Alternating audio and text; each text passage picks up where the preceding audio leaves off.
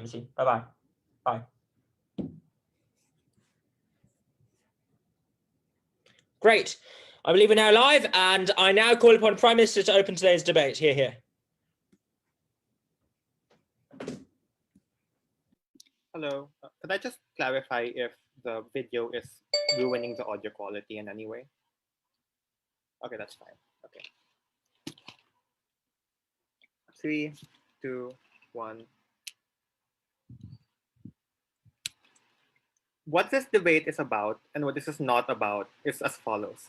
This debate is not about treatments that improve both the quality and the longevity of life. So a lot of major operations that are good for both length and how healthy you are, a lot of things like vaccines are probably outside the scope of this debate. What this is about is a lot of end-of-life treatment and surgery. We are forced to choose one over the other. Do we continue to hook you up to a machine in order to keep your heart beating, although you might not be completely conscious or completely lucid? Or do we attempt to make sure those last few months of your life are enjoyable, are in a state of relative tranquil where you can peacefully say goodbye to your family without constant unbearable pain being like imposed upon you by your condition because of palliative care? This probably includes things like anesthetics. This includes things like creating better anesthetics that probably would make you, for example, more lucid and more able to say goodbye to your family, or making these kinds of things more affordable, as opposed to longevity without the regard for the quality of the life that you're having in that extended lifespan. I have 3 arguments. Firstly, I'm going to argue that the current narrative has been created without the agency of the people who will actually have to make those choices, and that makes it principally wrong.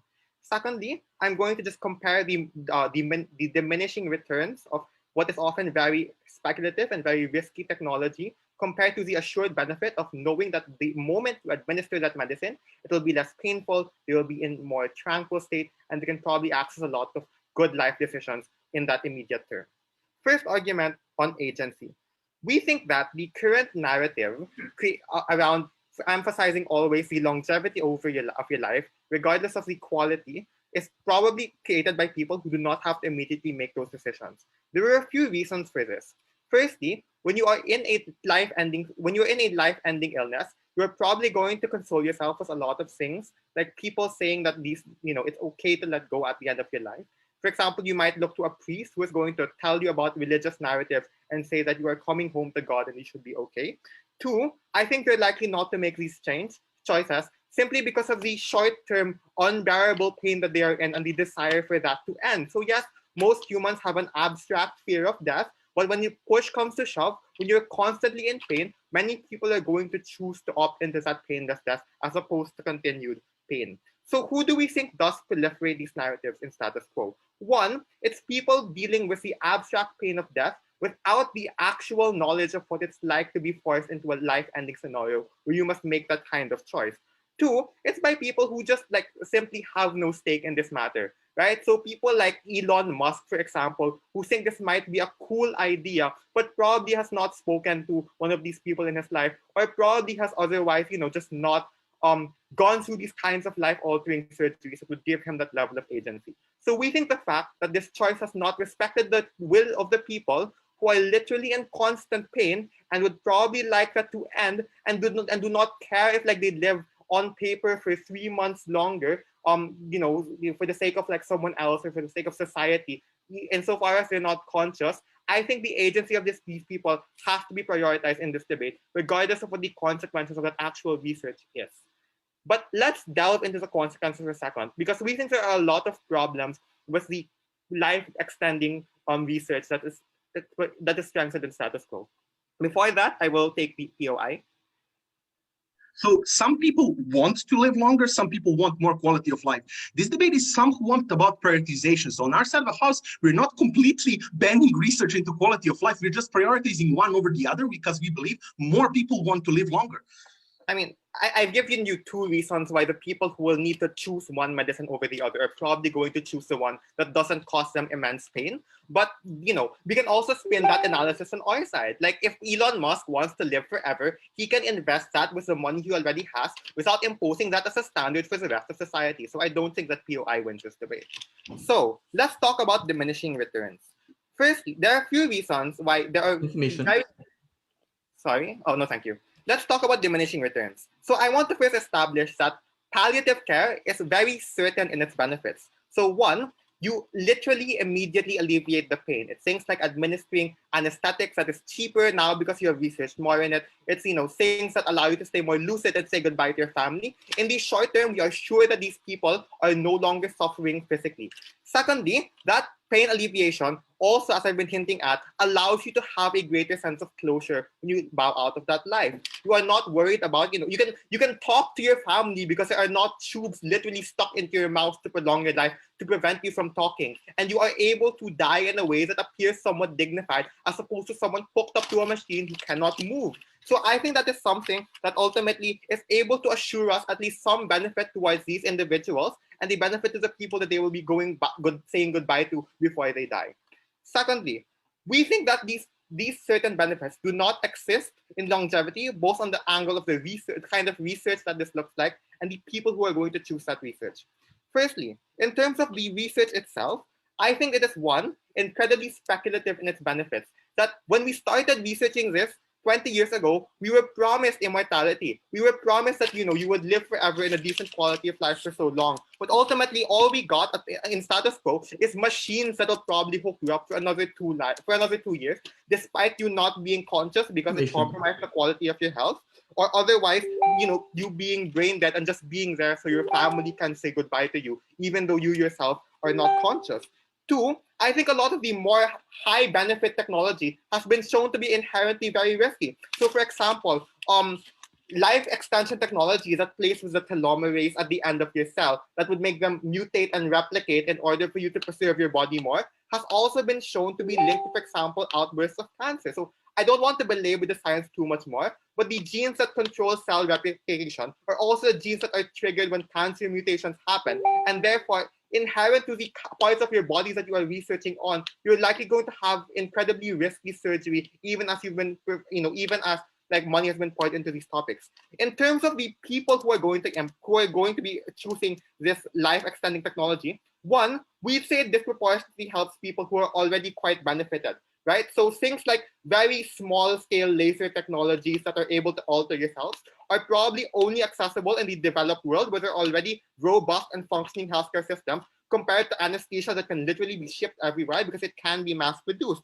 But two, it's likely to not actually benefit the people who are most at risk. That you can't, given that you can't consent to this, and other people care more about their selfish desire to keep you alive than the unbearable pain that you are in, we're probably going to be prioritizing the people who are not actually in pain, the societal conception of not wanting to die, as opposed to the actual needs of people on the ground. OG, let's go. I thank the Prime Minister for that speech. Now call upon Leader of the Opposition to continue the debate today. Here.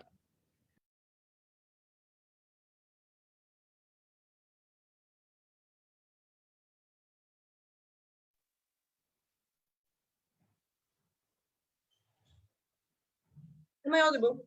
Let me stop this. Sorry, am I audible? Okay. May I start? Okay, I'm starting in a second.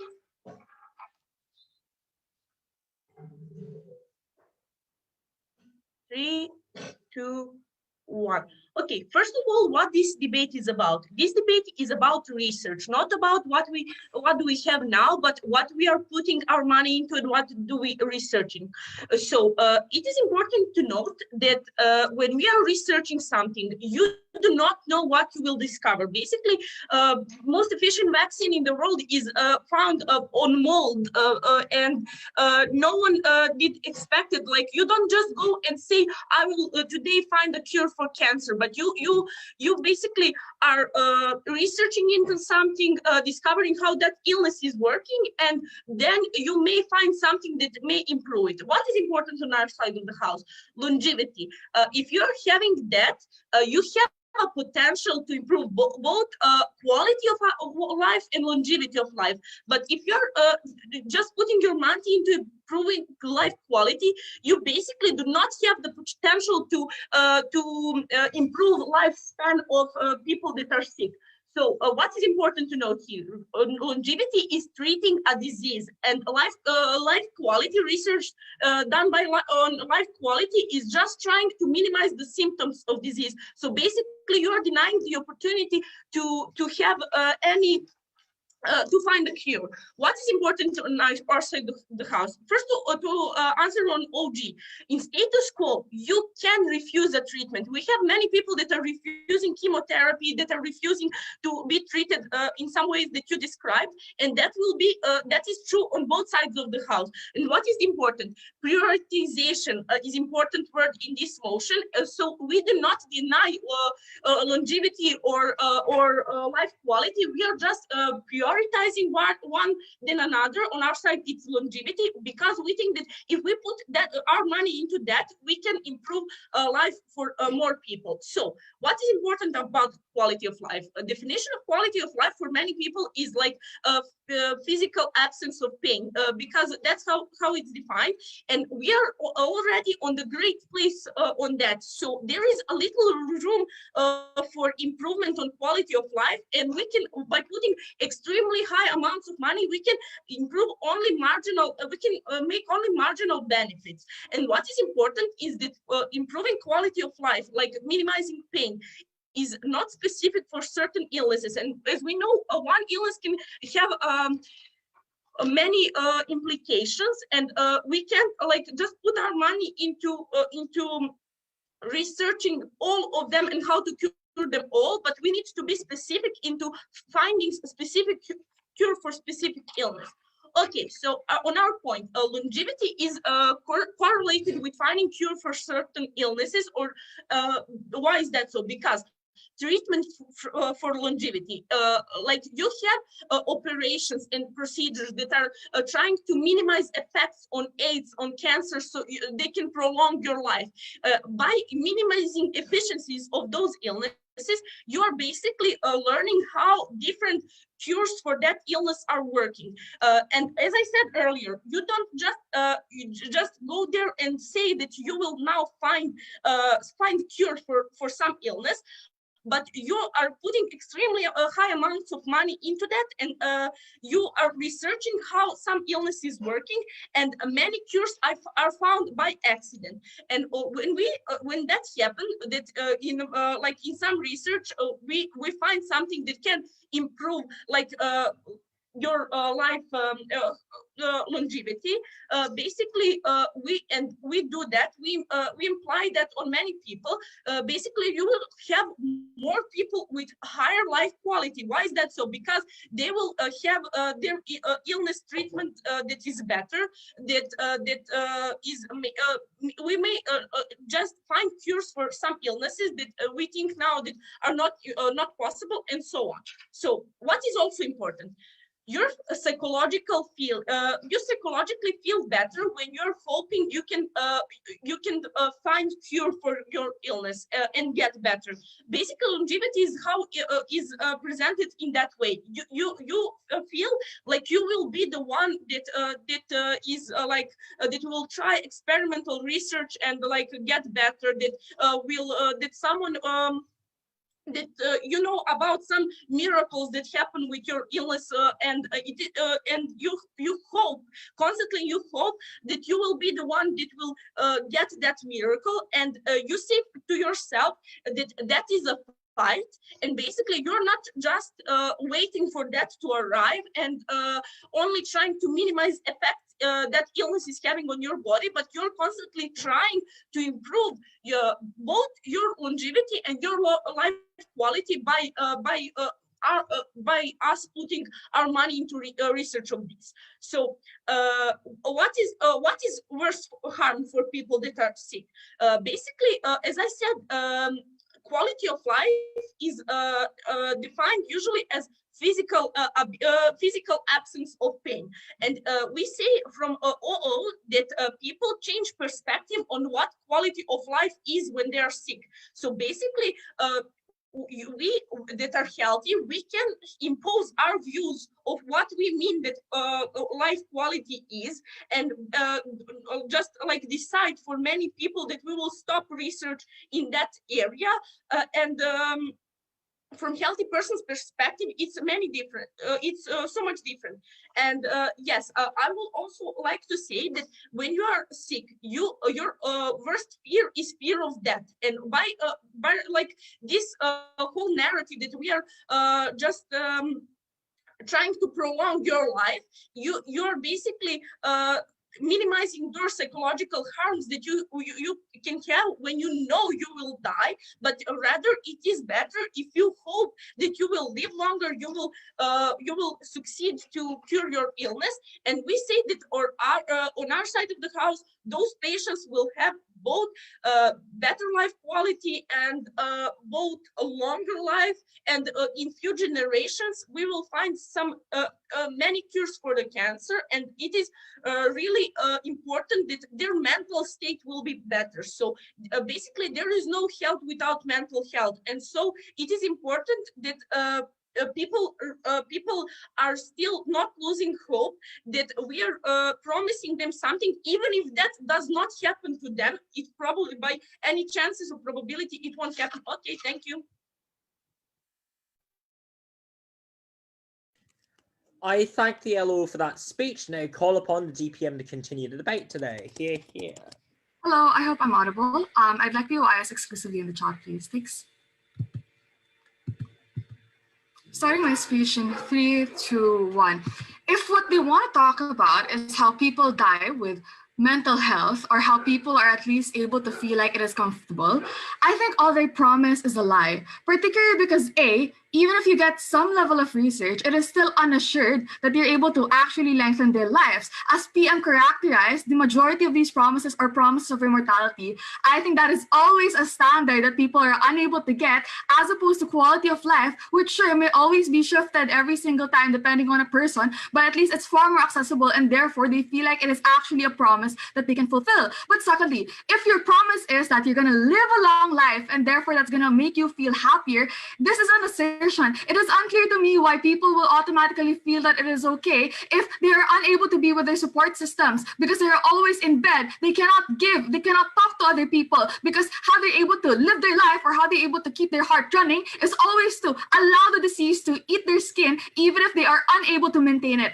That is the problem with opposition bench. They assume that cures will always happen if you research into longevity, and claim that our form of research is unassured. I think either form of research is unassured. That is the basic thing that happens with research, because you do not have an assured thing. I think the difference is when you prioritize the quality of life, you have individuals who are happier, more content, and live their lives until their deathbed, feeling like at least they're okay. The extension from me will be about where the prioritization comes from and why you actually have more coercion, what this means for society. But before that, 3 clashes I want to resolve. The first thing they say is there's little room to improve, therefore the research for quality of life is less likely to earn more things. I don't think this is true, particularly because we still know that there is a lot of room to minimize the pain for cancer. We still know that chemotherapy is painful and living with birth defects is painful, because modern medicine as it is right now is still limited. I think there is still a lot of room for quality of life to improve, particularly because as they say, there are different standards for how quality of life can be improved. It can be changed regardless of whatever medical community stand for.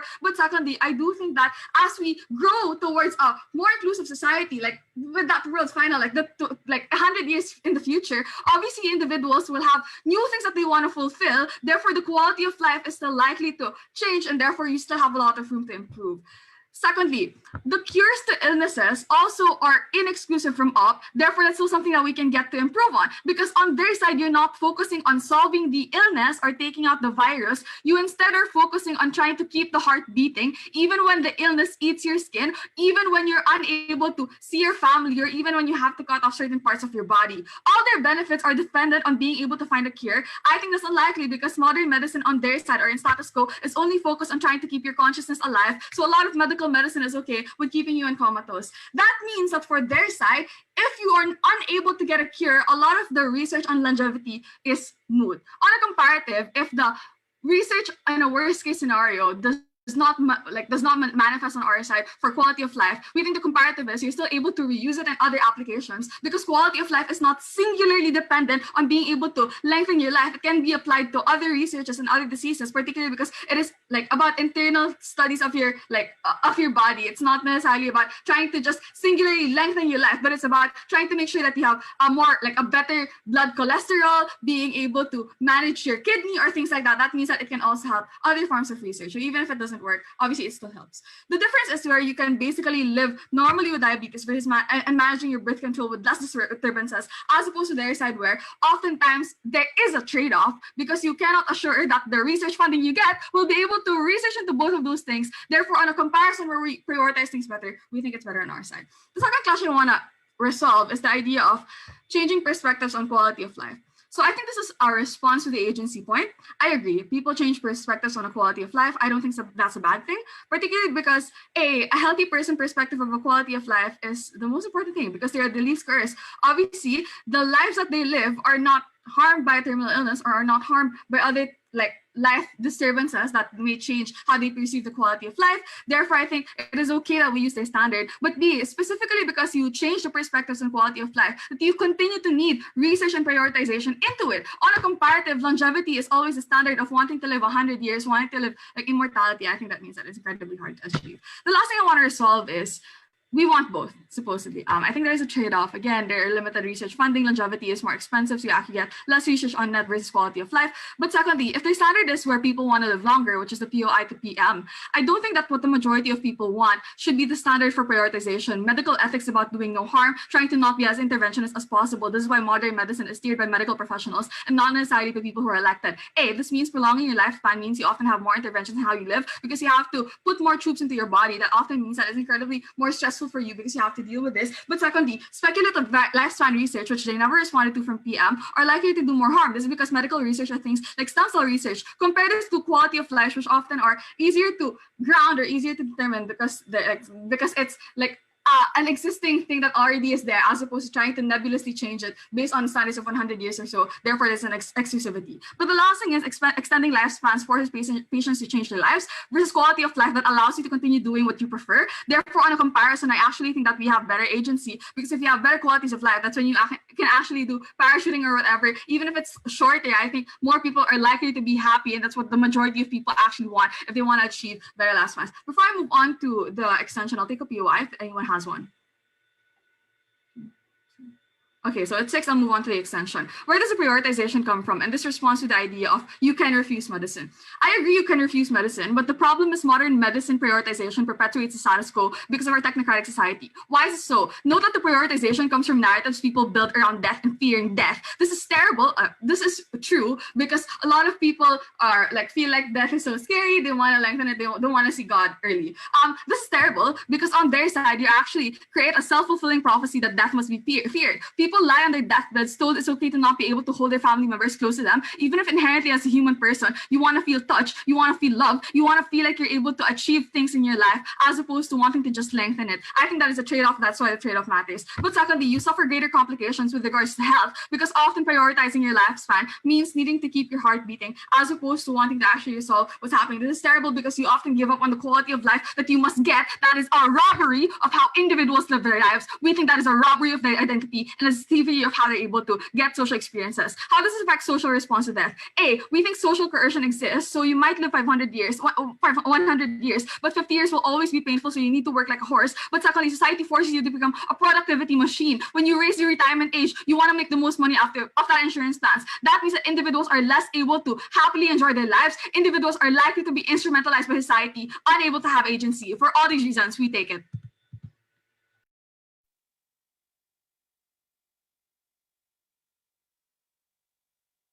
Grace, I thank the DPM for that speech. Now call upon the Deputy Leader of the Opposition to continue today's debate. Here.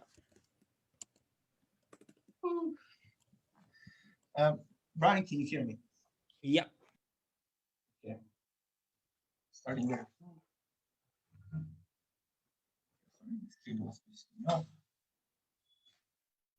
Okay. Starting in 3, 2, 1. So this is a regrets motion, which means to some extent opposition is defending the status quo. So what opening government fails to do is provide to us the counterfactual of how the world will be looking better today. Let me provide that counterfactual for you. Notice that a couple of decades or even years ago, AIDS was a death sentence, which means that if you got it, you died in the association, it was horrible. Cancer was also kind of a death sentence. What do we have today with this longevity research? You can live with AIDS, you can live with cancer and all of these things. Obviously, these things started as very painful, as horrible experiences, like, how do you say, chemotherapy had very bad negative side effects. But what happened over the years in the development of longevity medicine is that simultaneously, with increasing the longevity, quality of life of these people started to increase. So we believe that on our side of the house, the effectiveness of potential cure, or even the negative consequences of quality of life, diminishes if you invest more into this research. And that's why we decided to do so as a society, because, like, honestly, like, I don't know, want to go in this type of argument, but honestly, the reason why people invest in this is because they wanted this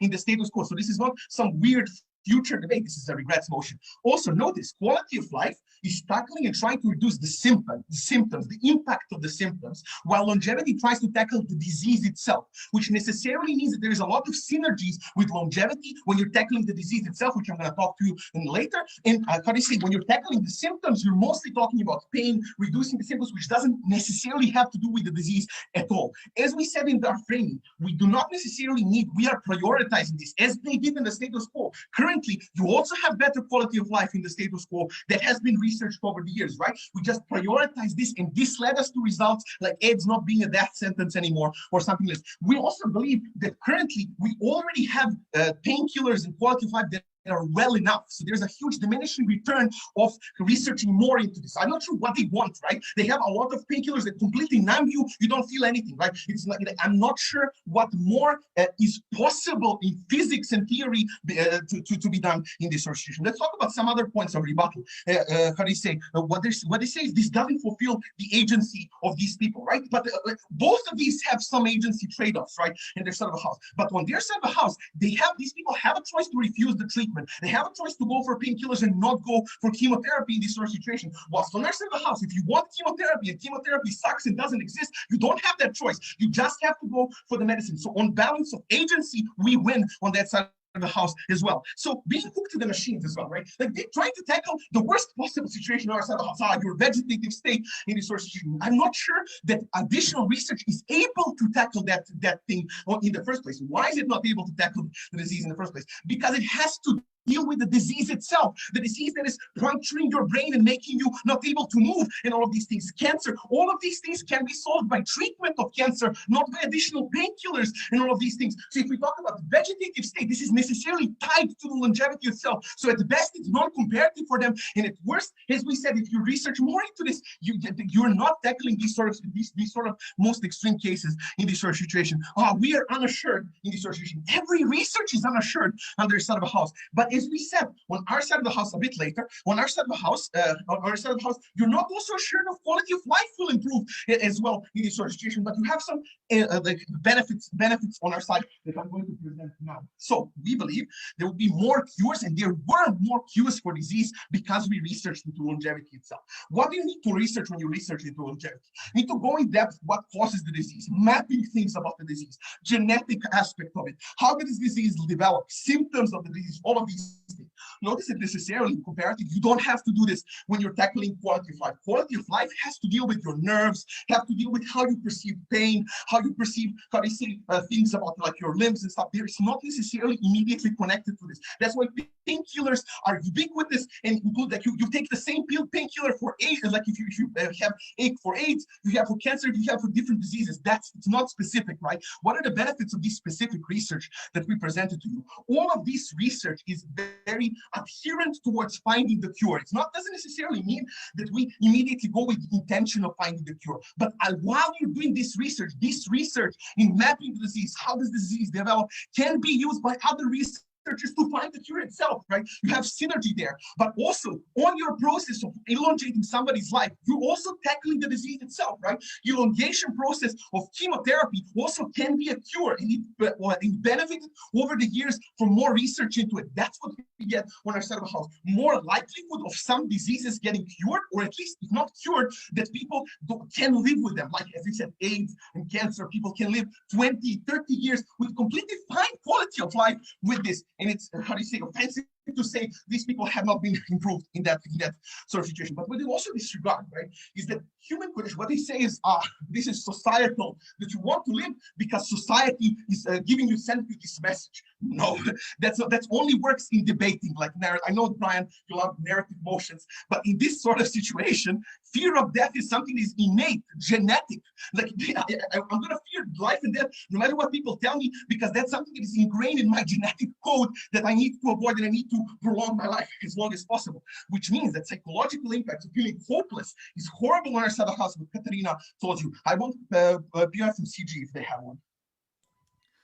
Look, consider the fact that most cures improve the quality of life as well. So why is there on your side of house exactly have more incentive to research than our side? You need to provide a reason.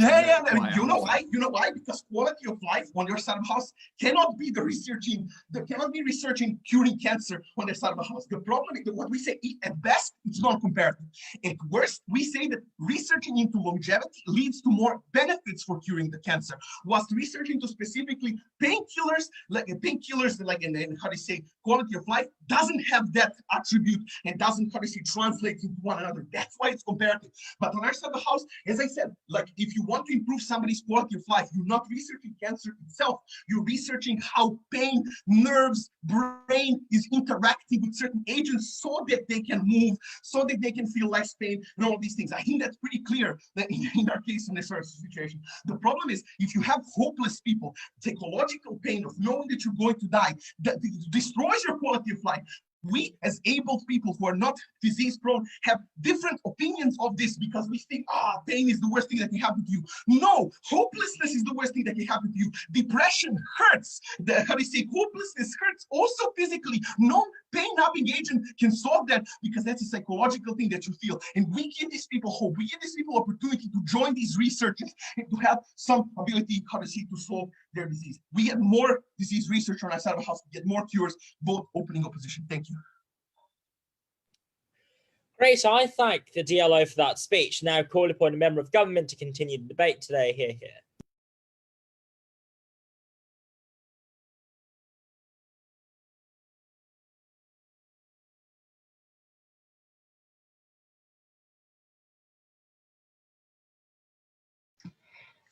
All right. So a couple of things in this speech. First of all, some very limited rebuttal.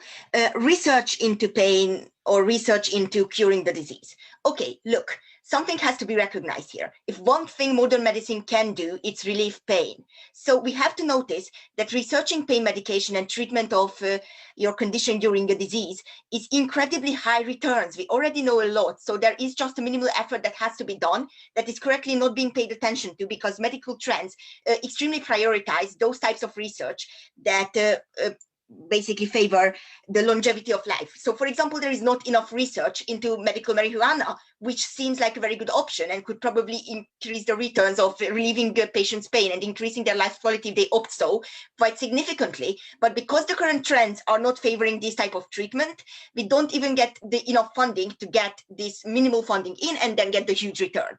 So look, on our side of the house, curing diseases will probably not be impossible. Look, funds into curing diseases will probably exist under both sides of the house. We are just allocating minimally more into pain medication, all of it actually needs because we already know a lot, into creating better treatment.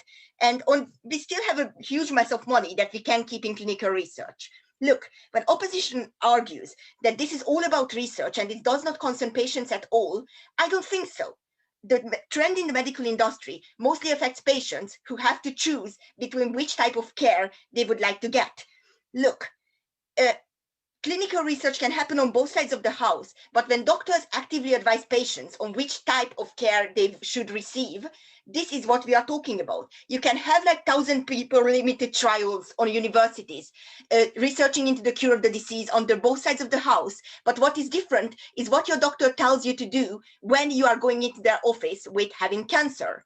Look, if we are stating in medical research exclusively or with a high priority that it's the better thing to try to cure the diseases at any cost and lengthen the life of the patients, it's quite likely that the doctors will be influenced like that because this is what they heard in medical school, because this is what every contemporary research article that gained recognition is on, and therefore they will get the perception that this is the better, more viable option that is better for the care of their patient, and thus advise this. If they do not have enough research into the other alternative, or they do not think that is actually something that is advised by the biggest and best minds of the medical industry, they are less likely to advise these sorts of treatments, even if they would be plausibly better for their patients because of their misconceptions. As in the active choice of the patient, they're constant into life-lengthening treatment, and this notion that everyone just wants to live longer because we are human and it's built in our DNA. Fair, but look, it does not mean that the fear of death is not actually quite irrational and basically makes you make the wrong choice. Look, lots of things that are instinctual may make you actually make the wrong choice. It's like defending yourself. Look, when someone attacks you, you likely have the notion to do like this and basically just hide away. It's not the best defense strategy. It's not the one that increases your chances or utility the most. And yet instinctually, you're quite inclined to do this. So look, if you have a fear of death, you are afraid that you are losing your family, you are afraid that you are losing the life perspective, you are willing to make reasonably rational choices that have very, very low returns to you and very low chances of returns to you. But you are still opting into that because you are thinking irrationally, because for you at this particular point, the perspective of dying seems like the worst choice compared to living in suffering until you die, because that's the most likely option when you are trying to cure a disease and perceive get into a treatment that just guarantees you long suffering and very, very low chance of actually getting better. I don't care if people opt into this. I'm saying that they are not making the rational choice exactly because of their instincts that are not rational, and therefore they are unable in this state of panic to actually maximize their utility and maximize their best decision. Okay, and in this notion of hope, this is just weird. Look, hope is very good if you actually have a perspective of getting out of a situation. So, I'm getting through pain because I have hope that I will get better. I will be happy when I get better. But you will not be happy because you are most likely dying. So it's basically just saying that you have zero utility at the time when you have hope, because you have hope, but on the other hand, you are not exactly feeling well because you are in pain. And then you're hoping that you will be happy once you actually get out of this situation, but you kind of won't. So this is a problem why this argument is at least circular, if not just simply counterproductive. Look, the last thing is that we are thinking about medical systems that have all the resources and chances to give the most modern treatment under the best case to the patients. This is not the case in most countries for the majority of the world.